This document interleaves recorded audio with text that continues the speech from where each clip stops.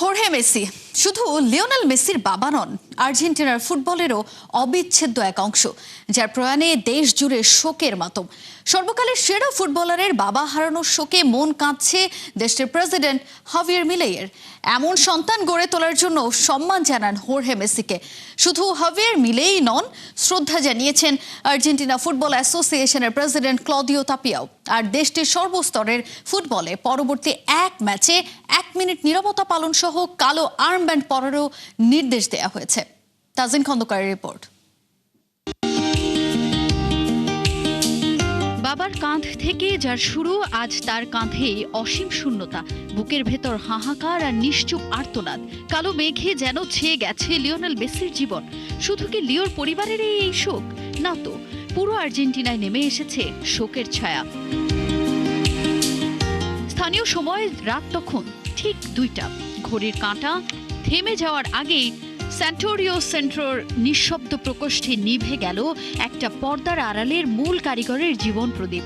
শুধু একজন পিতা বিদায় নেননি, বিদায় নিয়েছেন সেই মানুষটা যার ঘামে ভিজেই গড়ে উঠেছে সর্বকালের অন্যতম সেরা জাদুকরের দুটো পা। বিশ্বজুড়ে এখন একটাই হাহাকার, destiny has its own cruel script. যে মানুষটা আমৃত্যু আগলে রেখেছিলেন তার সৃষ্টিকে, আজ তার নিজেরই যাত্রার শেষ অধ্যায় রচিত হলো। কথায় আছে, যে গাছের শিকড় যত গভীর তার ছায়াও তত দীর্ঘ। আজ সেই দীর্ঘ ছায়াটাই হারিয়ে গেল অতল গহ্বরে। হোর্হে মেসির এই প্রয়াণ কেবল একটা পরিবারের শোক নয়, এটা নাড়িয়ে দিয়েছে পুরো আর্জেন্টিনাকে। দেশের রাষ্ট্রপ্রধান হাভিয়ের মিলেই ইনস্টাগ্রামে এক আবেগপ্রবণ বার্তায় তীব্র ক্ষোভ ও গভীর শ্রদ্ধা প্রকাশ করেন মেসির বাবার জন্য। সেখানেই তিনি উল্লেখ করেন, যে মানুষটা দেশের জন্য সর্বোচ্চ উজাড় করে খেলেছেন, বাবার অসুস্থতাকেও কখনো মাঠের পারফরমেন্সে ছাপ পড়তে দেননি, তাকে নিয়ে করা মন্তব্য কোনোভাবেই মানা যায় না। এটা ভাবতেও লজ্জা লাগে যে আর্জেন্টিনায় মেসি বিরোধী মনোভাব ছিল। গত 2 মাস ধরে মেসি আর্জেন্টিনার জনগণকে আনন্দ দেওয়ার চেষ্টা করেছেন যখন তার বাবা মৃত্যুপথ যাত্রী ছিলেন। সেই সময়ও তিনি মাঠের খেলায় কোনো কমতি রাখেননি। তিনি এই দেশের ইতিহাসের সর্বশ্রেষ্ঠ মানুষ। বিশ্বের সেরা ফুটবলারের জীবনের সবচেয়ে গুরুত্বপূর্ণ পার্টের প্রয়াণ। এই কঠিন সময়ে মন কাঁদছে আর্জেন্টিনা ফুটবল পরিবারের সবার। গভীর শোক প্রকাশ করেছেন এএফ-এর সভাপতি ক্লদিও তাপিয়া। বিশ্বের সেরা ফুটবলারের জীবনের সবচেয়ে গুরুত্বপূর্ণ পার্টের প্রয়াণ। এই কঠিন সময়ে মন কাঁদছে আর্জেন্টিনা ফুটবল পরিবারের সবার। গভীর শোক প্রকাশ করেছেন এএফ-এর সভাপতি ক্লদিও তাপিয়া। এক বিবৃতিতে তিনি হোর্হে মেসিকে স্মরণ করে বলেন, মেসি অনন্য, আর মেসির বাবার প্রতি শ্রদ্ধা। তিনি এমন এক সন্তান গড়ে তুলেছেন যার কোনো তুলনা হয় না, যিনি বিনয়ী, শ্রদ্ধাশীল ও মানুষের প্রতি গভীরভাবে নিবেদিত। মেসির বাবা হোর্হে মেসির প্রতি আমার গভীর শ্রদ্ধা। হোর্হে মেসির স্মরণে ভিন্ন এক অনার প্রেজেন্ট করতে যাচ্ছে আর্জেন্টিনা। দেশটির সব পর্যায়ের ম্যাচে 1 মিনিট নীরবতা পালনের নির্দেশ দিয়েছে এএফএ। পাশাপাশি সব খেলোয়াড়, কোচ ও রেফারিদের কালো আর্মব্যান্ড পরার নির্দেশনাও দেওয়া হয়েছে অ্যাসোসিয়েশনের পক্ষ থেকে। ক্যারিয়ারের অন্তিম বেলায় এসে মেসি একা নন। মাঠে সতীর্থদের সমর্থন আর গ্যালারির অগাধ ভালোবাসা তাকে এই কঠিন সময় পার করার ফুয়েল হিসেবে কাজে দেবে। সব আলো নিভে যাওয়ার পর রোজারিওর নিঝুম রাতে পিতার কবরের পাশে আজ হয়তো সান্ত্বনার একটাই বার্তা, life goes on but legacies remain forever. Tazin Khandakar, 71। আজ না হয় কাল, আগে না হয় পরে, প্রত্যেককেই চলে যেতে হবে চিরতরে। সেই অমোঘ নিয়ম মেনেই লিওনেল মেসির বাবাও বিদায় নিয়েছেন পৃথিবী থেকে। চিরতরে চলে গেলেও লিওর লেগেসিতেই বেঁচে রইবেন বাবা হোর্হে মেসি। আর্জেন্টিনার রোজারিওর সান্তা ফে থেকে ঘুরে আসা সহকর্মী শেখ আশিকের রিপোর্টে দেখুন মেসি ও তার বাবার নস্টালজিক নানা স্মৃতি।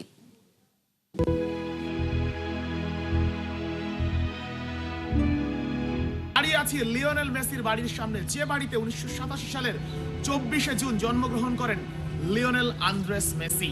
এরপর 13 বছর পর্যন্ত এই বাড়িতেই তার বসবাস। 2000 সালে বার্সেলোনায় যোগ দেওয়ার আগ পর্যন্ত তার পুরোটা সময় কেটেছে এই গলিতেই। লিওনেল মেসি এখানে বেড়ে উঠেছেন, বড় হয়েছেন, খেলা করেছেন ফুটবল। বার্সেলোনা যাওয়ার আগ পর্যন্ত বাবার হাত ধরে পাড়ার অলিতে গলিতে কতই না ঘোরাঘুরি করেছেন মেসি। বাবার হাত ধরে শৈশবের ক্লাব নিউওয়েলস বয়েজেও যেতেন ফুটবল জীবনের প্রারম্ভে। অন্য 5টা সাধারণ পরিবারের কর্তার মতোই হোর্হে মেসিও সন্তানদের ভবিষ্যতের জন্য নিরলস আত্মত্যাগ করে গেছেন। শৈশবে মেসির সাথে অবশ্য তার বাবার খুব একটা দেখা হতো না। হোর্হে মেসি ভোর 4টায় ঘুম থেকে উঠতেন, রেডি হয়ে চলে যেতেন ইস্পাত কারখানায় কাজ করতে। তবে ফিরতেন ঠিক রাতের খাবারের আগ মুহূর্তে, যাতে সন্তানদের সাথে একসাথে অন্তত এক বেলা তৃপ্তি করে খাবারটা খেতে পারেন। বাবার কাছ থেকে পাওয়া শৈশবের শিক্ষাই মেসিকে তৈরি করেছে মাটির মানুষ হিসেবে। আপনি একবার চিন্তা করে দেখুন, আমি কোথায় দাঁড়িয়ে আছি। আমি সেই জায়গাতে দাঁড়িয়ে আছি যেখানে লিওনেল মেসি ঘুরে বেড়িয়েছেন, ফুটবল খেলেছেন, বন্ধুদের সঙ্গে আড্ডা দিয়েছেন। মেসির লোকাল বা শৈশবকাল এই এলাকাতে কেটেছে, এই জায়গাতে কেটেছে, এবং সেই মেসি একসময় বিশ্ব জয় করেছেন, পৃথিবীর সবাইকে ছাড়িয়ে গেছেন। একজন সন্তানকে তখনই সত্যিকারের সফল বলা চলে যখন সে তার পিতাকে সত্যিকারের সম্মানজনক অবস্থানে বসাতে পারেন। মেসি যেটা করে দেখিয়েছেন বাস্তবে। যে বাবা একসময় ছিলেন ইস্পাত কারখানার কর্মী, ছোট লিও যখন মেসি হয়ে উঠলেন, তখন তার বাবা হোর্হেকে বানালেন তারই ক্যারিয়ার ম্যানেজার প্লাস এজেন্ট। মেসির সাথে পৃথিবীর মস্ত বড় বড় সব ব্র্যান্ডের ডিল, ক্লাবের সাথে যে কোনো চুক্তি, কিংবা মেসি কখন কোন ক্লাব ছাড়বেন, কোন ক্লাবে কত বেতনে জয়েন করবেন, অফিসিয়ালি সব সিদ্ধান্ত নিতেন তার বাবা হোর্হে মেসি। মেসি চাইলে পৃথিবীর সবচেয়ে চৌকস প্রফেশনাল এজেন্টকেও নিজের জন্য নিয়োগ দিতে পারতেন, কিন্তু ছোটবেলায় যে বাবার হাত ধরে শুরু হয়েছিল তার ক্যারিয়ার, পরিণত মেসি তাকে সেই আসন থেকে না সরিয়ে উল্টো আরো সম্মানের চেয়ারে বসিয়েছেন। বাবার কাছ থেকে পাওয়া শিক্ষায় মেসি যেমন হয়ে ওঠেন পরিপূর্ণ একজন ফ্যামিলি ম্যান, তেমনি নিজের জন্মস্থানের প্রতিও তার টান শৈশবের মতো এখনো অটুট। ছুটে আসেন এই গলিতেই, এটা যে তার শিকড়ের টান, সেটা কি উপেক্ষা করার সুযোগ আছে? বলে না, নারীর টানে বাড়ি ফেরা, লিওনেল মেসির ব্যাপারটাও ঠিক তাই। মেসি বিশ্বকাপ ফাইনাল হারের পরও এখানে এসেছিলেন, দিন 20 মধ্যে আবারও আসতে হলো, কিন্তু এবারের আশাটা অতীতের যে কোনো সময়ের চেয়ে আলাদা। যে জন্মদাতার হাত ধরে জীবনের কঠিন পথ সহজে পাড়ি দিতে শিখেছিলেন, সেই সবচেয়ে আপন মানুষটাকে চিরবিদায় দিতে রোসারিওর সান্তা ফেতে এলেন মেসি, একেবারে নিশ্চুপ। মৃত্যুকে উপেক্ষা করার সুযোগ নেই কারোরই, আজ নয়তো কাল, আগে নয়তো পরে। প্রকৃতির নিয়ম মেনে সবাইকেই যেতে হবে চিরতরে। সে নিয়ম মেনেই হোর্হে মেসিও চলে গেলেন, কিন্তু এই পৃথিবীকে এমন এক সন্তান উপহার দিয়ে গেলেন যার কীর্তির মাঝেই তিনি বেঁচে রইবেন অনন্তকাল। শেখ আশিক, 71, রোসারিও, আর্জেন্টিনা। ফিফার চেয়ার ছিনিয়ে নিতে সংঘবদ্ধ একটা চক্র অপচেষ্টা করছে। ইমেজ সংকটে পেছনে লেগেছে ফিফা প্রেসিডেন্ট জিয়ান্নি ইনফান্তিনোর। এমন বিস্ফোরক দাবি তুলে বিবৃতি দিয়েছে বিশ্ব ফুটবলের নিয়ন্ত্রক সংস্থা ফিফা। সেই সঙ্গে কড়া মেসেজ দিয়ে রেখেছে অপপ্রচারকারীদের বিরুদ্ধে কঠিন ব্যবস্থা নেয়ারও। হাসান সাজিবের রিপোর্ট। একদিকে নেতৃত্ব নিয়ে প্রশ্ন, অন্যদিকে ব্যক্তিগত অভিযোগ, সব মিলিয়ে যেন পেনাল্টি শট সামলানোর মতো চাপেই ফিফার সভাপতি জিয়ান্নি ইনফান্তিনো। যদিও ফিফার মুখে ভিন্ন কথা, কিছু পক্ষ অভিযোগ, ইঙ্গিত ও ভুল তথ্যের মাধ্যমে প্রেসিডেন্টকে দুর্বল করার পায়তারা চালাচ্ছে, এমনটাই মনে করে বিশ্ব ফুটবলের নিয়ন্ত্রক সংস্থা ফিফা। বিশ্বকাপ শেষ হতে দেরি, কিন্তু নানা ইস্যুতে সমালোচনার পাহাড়ে চাপা পড়তে দেরি হয়নি ফিফা সভাপতির। ক্রমশই তেলে বেগুনে জ্বলতে শুরু করে বিভিন্ন ফুটবল ফেডারেশন, যার মধ্যে সবচেয়ে বড় চাপটা আসে ইউরোপীয় ফুটবলের নিয়ন্ত্রক সংস্থা ইউএফার তরফ থেকে। বিশ্বকাপ সহ ফিফার প্রতিযোগিতার বাণিজ্যিক ভবিষ্যতে বেসরকারি বিনিয়োগ আনার পরিকল্পনা ফিফা ফরওয়ার্ড এন্টারপ্রাইজ নিয়ে তীব্র আপত্তি তোলে ইউএফা। যদিও শেষ পর্যন্ত ইউএফার বিপক্ষে দৌড়ে কাহিল ফিফা, বাতিল করে পরিকল্পনা, তবে তাতেও বরফ গলেনি। ইউএফএ স্পষ্ট জানিয়েছে ইনফান্তিনো নেতৃত্বের ওপর তাদের আস্থা নেই, এমনকি ফিফার প্রতিযোগিতা বয়কটের হুমকিও বহাল রেখেছে ইউরোপের 55 সদস্য অ্যাসোসিয়েশন। এরই মধ্যে সামনে এসেছে ইনফান্তিনোর ব্যক্তিগত জীবন ঘিরে নতুন অভিযোগ। ব্রিটিশ সংবাদ মাধ্যম ডেইলি টেলিগ্রাফের প্রতিবেদনে দাবি করা হয়, ইউএফএর মহাসচিব থাকাকালে এক নারী কর্মীর সঙ্গে ইনফান্তিনোর সম্পর্ক ছিল। পরে ইউএফএ ছাড়ার সময় ওই নারীকে একটি বিশাল অঙ্কের ডিপার্চার পেমেন্ট এবং এমবিএ কোর্সের ফি দেওয়া হয়েছিল বলে প্রতিবেদনে দাবি করা হয়। ইউএফএ অর্থ প্রদানের বিষয়টি নিশ্চিত করলেও বলেছে অর্থ প্রদানটি সে সময়কার নিয়মের সঙ্গে সামঞ্জস্যপূর্ণ ছিল। ইনফান্তিনো অবশ্য সম্পর্ক ও অনিয়মের অভিযোগটিকে ঢাহা মিথ্যাই বলে যাচ্ছেন। এই ধারাবাহিকতার মধ্যেই ফিফার করা বার্তা, কোনো অভিযোগ বারবার বলা হলেই তা সত্য হয়ে যায় না। সংস্থাটি বলেছে অনুমান বা ইঙ্গিতকে তথ্য হিসেবে উপস্থাপন করা যাবে না। ভুল বা বিভ্রান্তিকর প্রতিবেদন হলে তার বিরুদ্ধে সরাসরি ও কঠোর অবস্থান নেবে ফিফা। তবে ইনফান্তিনো একেবারে সাগরে পড়ে যাননি। আফ্রিকান ফুটবল কনফেডারেশন তার লিডারশিপে বিশ্বাস রাখছে। দক্ষিণ আমেরিকার কনমেবলও বলেছে ফিফার প্রতিষ্ঠিত প্রাতিষ্ঠানিক ও গণতান্ত্রিক প্রক্রিয়া পাশ কাটিয়ে ইনফান্তিনোকে সরানোর কোনো উদ্যোগে তারা সায় দেবে না। অন্যদিকে এশিয়া সহ ফিফার অনেক সদস্য অ্যাসোসিয়েশনও এখনো ইনফান্তিনোর পাশে রয়েছে। 2027 সালের মার্চে মরক্কোতে ফিফা সভাপতি নির্বাচন, চতুর্থ মেয়াদে যেতে প্রস্তুত ইনফান্তিনো। এখন পর্যন্ত তার বিপক্ষে শক্ত কোনো প্রতিদ্বন্দ্বীও সামনে আসেনি। তবে বিশ্ব ফুটবলের সবচেয়ে ক্ষমতাধর চেয়ারকে ঘিরে ইউরোপের সঙ্গে সংঘাত, বাণিজ্যিক পরিকল্পনার বিতর্ক এবং ব্যক্তিগত অভিযোগ সব মিলিয়ে নির্বাচনের আগে স্পষ্ট হয়ে উঠছে ইনফান্তিনোর পরবর্তী মেয়াদের লড়াই কেবল ভোটের মাঠে নয়, ফিফার ভবিষ্যৎ নেতৃত্ব ও শাসন ব্যবস্থা নিয়েও বড় পরীক্ষা হতে যাচ্ছে। হাসান সজীব, ৭১। ফিফা ফরওয়ার্ড এন্টারপ্রাইজের প্রস্তাব পেয়েছিল বাংলাদেশ ফুটবল ফেডারেশনও, কিন্তু জানানো হয়নি কোনো সিদ্ধান্ত। তবে এক্সিকিউটিভ কমিটির সাথে আলোচনা করে একটা ফল বের করতে চেয়েছিল বাফুফে, তা হয়নি সময়ের অভাবে। তবে একই অফার যদি ভবিষ্যতে আসে তাহলে সেটা ভেবে চিন্তে জানাবে বললেন তাবিদ আওয়াল। আবু নাইমের রিপোর্টে বিস্তারিত। সর্বোচ্চ $1 কোটি পেতে পারত বাংলাদেশ ফুটবল ফেডারেশন। টাকার অঙ্কের হিসেবটা একবার করুন, কত কি না করা যেত এই বাজেট থেকে। কিন্তু সেটা শেষ পর্যন্ত আর আলোর মুখ দেখেনি, কারণ সেই প্রস্তাব থেকে সরে এসেছেন ফিফা প্রেসিডেন্ট জিয়ান্নি ইনফান্তিনো। বলা যায় সরতে বাধ্য হয়েছেন, কিন্তু কানাঘুষা আছে এই প্রস্তাবে হ্যাঁ মত দিয়েছিল তাবিদ আওয়ালের ফেডারেশন।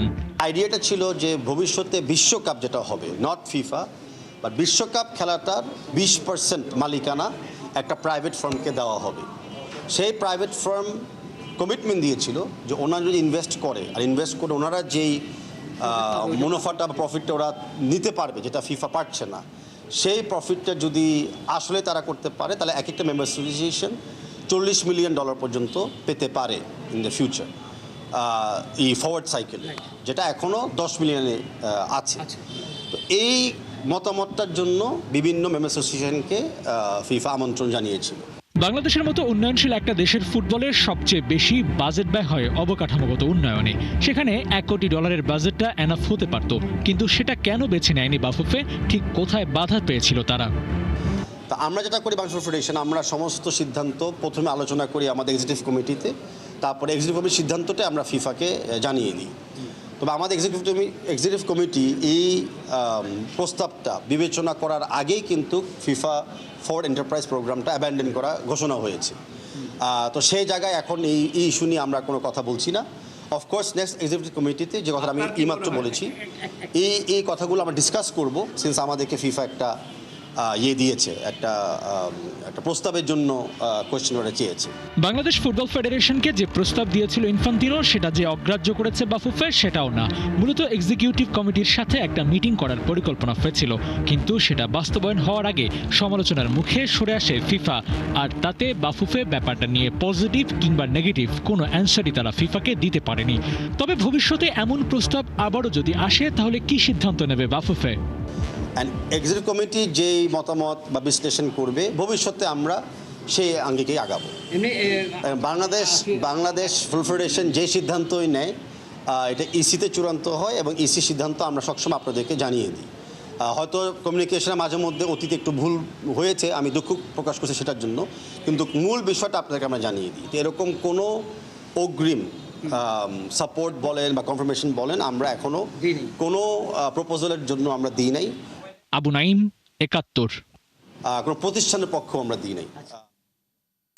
কমলাপুরের বীরশ্রেষ্ঠ শহীদ সিপাহী মোস্তফা কামাল স্টেডিয়ামের চরম অব্যবস্থাপনা ও নোংরা পরিবেশ দেখে তীব্র অসন্তোষ প্রকাশ করেছেন যুব ও ক্রীড়া প্রতিমন্ত্রী আমিনুল হক। স্টেডিয়াম পরিদর্শনের পর দায়িত্বে অবহেলার অভিযোগে সংশ্লিষ্ট প্রশাসককে সাময়িক বরখাস্ত করেন তিনি।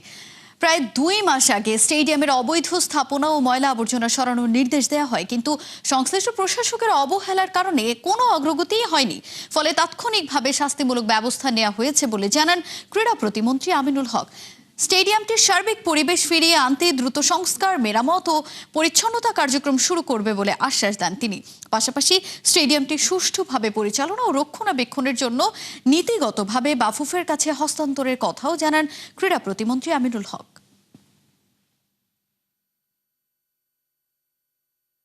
আমরা স্টেডিয়ামের চারপাশে আমরা একটি স্টেডিয়াম যে একটি স্পোর্টসের যে ভাব, স্পোর্টসের যে একটি পরিবেশ, সেটিকে আমরা নিশ্চিত করতে চাই এবং কমলাপুর স্টেডিয়ামের যিনি প্রশাসকের দায়িত্ব পালন করছিলেন তার কাজের অবহেলার জন্য তাকে সাময়িকভাবে বরখাস্ত করা হয়েছে। এবারে ক্রিকেট। টিম ইন্ডিয়া কি বাংলাদেশে আসবে? সাদা বলের সিরিজ কি খেলবে? বাকি আছে মাত্র সপ্তাহ 3, অথচ এখনো সিরিজটা ঝুলে আছে ভারতীয় সরকারের এখনো সবুজ সংকেত দেয়নি বিসিসিআইকে। বিসিবি মনে প্রাণে চায় ভারত বাংলাদেশ সফর করুক, যদিও শ্রীলঙ্কা থেকে ভারতীয় দল দেশে ফিরবে নাকি বাংলাদেশে যাবে তা জানা নেই গৌতম গম্ভীরদেরও। কলম্বোতে প্র্যাকটিস ম্যাচে ভারতীয়দের হালচাল দেখে সাইফুল রূপক জানাচ্ছেন বাকিটা। অবাক করা বিষয়, গৌতম গম্ভীরের মুখে হাসি, কলম্বোতে চনমনে একটা ভাব দেখা গেছে টিম ইন্ডিয়ার হেড কোচের মাঝে। এই গম্ভীর এই টিম ইন্ডিয়াকে কি বাংলাদেশেও দেখা যাবে? টিম ইন্ডিয়া এখন শ্রীলঙ্কাতে আছে, প্র্যাকটিস ম্যাচ শেষ, 2টো টেস্ট খেলবে শ্রীলঙ্কার বিপক্ষে, দ্বিতীয় টেস্ট শেষ হবে 27 আগস্ট। কথা ছিল শ্রীলঙ্কায় টেস্ট শেষে শ্রীলঙ্কা থেকেই বাংলাদেশে যাবে শুভমান গিল, ঋষভ পন্থ বা যারাই আসলে ওয়ানডে টিমে থাকবে, কেএল রাহুল সহ অনেকেই। কিন্তু তাদের কি আসলে বাংলাদেশে যাওয়া হবে? টিম ইন্ডিয়া কি বাংলাদেশে গিয়ে 3টা ওয়ানডে 3টা টি20 যে সিরিজটা হওয়ার কথা সেটা কি খেলবে? গত বছরের সেপ্টেম্বরে ইন্ডিয়ার বাংলাদেশ সফর করার কথা ছিল, সেটা রাজনৈতিক অস্থিরতার কারণে নানা কারণে আসলে সেটা পিছিয়ে যায়। এই বছরের সেপ্টেম্বরে সেটা রিশিডিউল করা হয়, কিন্তু এখন অগাস্টের 9-28 অগাস্টের মধ্যে ইন্ডিয়ার টিমের যাওয়ার কথা বাংলাদেশে, কিন্তু এই যে 3 সপ্তাহ বাকি নেই, এখনও কোনো সমাধান হয়নি, অর্থাৎ শঙ্কার কালো মেঘ এখনও কেটে যায়নি। যেহেতু দুই দেশের একটা রাজনৈতিক অস্থিরতা বা একটা সমস্যা আছে, সে কারণে দুই দেশের ক্রিকেট বোর্ডের হাতে এই সমস্যার সমাধানটা নেই। ভারত সরকার যদি অনুমতি দেয় তখনই আসলে ভারতীয় দল বাংলাদেশে যাবে। তবে বাংলাদেশ ক্রিকেট বোর্ড এখনও আশাবাদী এবং বাংলাদেশের সাম্প্রতিক সময় অস্ট্রেলিয়া, নিউজিল্যান্ড অনেক দলই খেলে গেছে, তাহলে ভারত কেন আসতে পারবে না? তবে বিসিসিআই এখনও সিদ্ধান্ত নিতে পারেনি, তাদের গভর্নমেন্ট গ্রিন সিগন্যাল দিলেই আসলে বাংলাদেশে ভারত যাবে। তবে এটাও শোনা যাচ্ছে যে 3টা ওয়ানডে 3টা টি20 6 ম্যাচের সিরিজ হওয়ার কথা সেটা কমে আসতে পারে। ভারত হয়তো চট্টগ্রাম অথবা সিলেটে অন্য কোথাও ট্রাভেল করতে নাও পারে। ভারত যদি বাংলাদেশে যায় সেটা শুধুমাত্র মিরপুরে খেলা হতে পারে, ওয়ানডে সিরিজই হতে পারে, শুধু টি20 সিরিজটা ছিটকে যেতে পারে। অর্থাৎ 3 ম্যাচের ওয়ানডে সিরিজ সেটা 3 ম্যাচও থাকতে পারে, সেটা 5 ম্যাচেরও হতে পারে। তবে সবগুলো ম্যাচই শেরে বাংলায় মিরপুরে হতে পারে। যেহেতু আগামী বছর ওয়ানডে বিশ্বকাপ আছে, তাই ওয়ানডের প্রস্তুতিতেই বাংলাদেশে যদি ভারত যায় সেক্ষেত্রে শুধু ওয়ানডে সিরিজটাই খেলতে পারে। ভারত অনেক হাই প্রোফাইল দল, তাদের ব্র্যান্ড ভ্যালু আছে, ভারতকে হোস্ট করতে সব দেশই চায়। যে শ্রীলঙ্কাতে ভারত খেলছে, তাদেরও শ্রীলঙ্কান ক্রিকেট বোর্ডের কিন্তু অনেক লাভ হচ্ছে, কারণ ভারতীয় খেলা থাকলে অনেক স্পন্সর পাওয়া যায়, টিভি রাইটস অনেক বেশি থাকে এবং ক্রিকেটারদের জন্য অনেক লাভ হয়। ক্রিকেটাররা আসলে কম্পিটিটিভ ক্রিকেট খেলতে পারে। ভারতের বিপক্ষে যেই দলের যেই ক্রিকেটারই ভালো খেলে তাদের কিন্তু আইপিএলে খেলার একটা সম্ভাবনা তৈরি হয়। বাংলাদেশ ক্রিকেট বোর্ডও সেই দিকেই তাকিয়ে আছে, ভারতকে হোস্ট করতে পারলে তারাও অনেক বেশি লাভবান হবে। পাশাপাশি ক্রিকেটাররাও ওয়ানডে এবং টি20 সিরিজ বা ওয়ানডেও যদি হয় হোয়াইট বলের সিরিজে ভারতের সাথে খেলা মানি অনেক দুয়ার খুলে যেতে পারে। এবং সবশেষ 2022 সালে যখন টিম ইন্ডিয়া বাংলাদেশ সফর করেছিল, রোহিত শর্মা, বিরাট কোহলি সবাই খেলেছিল, সে সময় কিন্তু লিটন দাসের বাংলাদেশ ভারতকে 2-1 ওয়ানডে সিরিজ হারিয়েছিল। ভারত কিন্তু 2015 সালে 2022 সালে ব্যাক টু ব্যাক সবশেষ 2টা ওডিআই সিরিজেই বাংলাদেশে গিয়ে বাংলাদেশের কাছে হেরেছিল। এবার কিন্তু হ্যাটট্রিক একটা চান্স আছে বাংলাদেশের জন্য। সো ভারত যদি বাংলাদেশে যায়, বাংলাদেশ কিন্তু ভারতকে ওই ওয়ানডে সিরিজে হারিয়ে হ্যাটট্রিক শিরোপার, হ্যাটট্রিক ট্রফি জয়ের একটা আনন্দ করতে পারবে। সাইফুল রূপক, 71, কলম্বো, শ্রীলঙ্কা।